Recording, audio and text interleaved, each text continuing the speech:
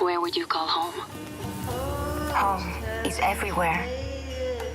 In this light, in every person I meet, I can let go, lose myself in the movement.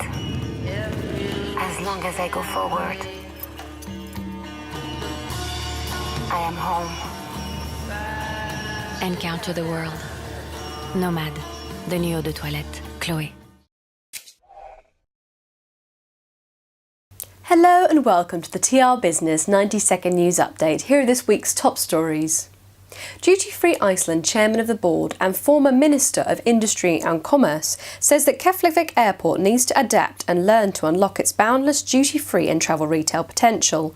In a keynote presentation made during the opening day of the 28th ACI Airport Commercial and Retail Conference and Exhibition in Reykjavik, she revealed Iceland's tourism has surged by 370% in the past decade.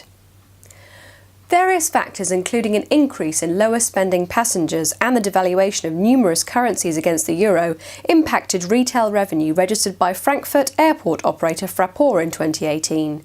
Retail revenue increased nominally by €0.8 million and net retail revenue per passenger plunged by 7.4%. Schäfer Airport Retail is to expand its German airport presence, with the opening of a new 90 square metre store at Cologne International Airport on Friday the 22nd of March. Having opened its inaugural airport store under the Move branding at Stuttgart Airport last September, the Cologne outlet will be bigger with a wider brand assortment.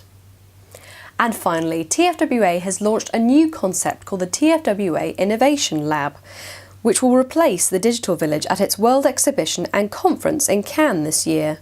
TFWA says the new lab will provide exhibitors with the opportunity to showcase new ideas and fresh thinking, helping to shape the future of duty-free and travel retail. That's all for now. Thank you and goodbye.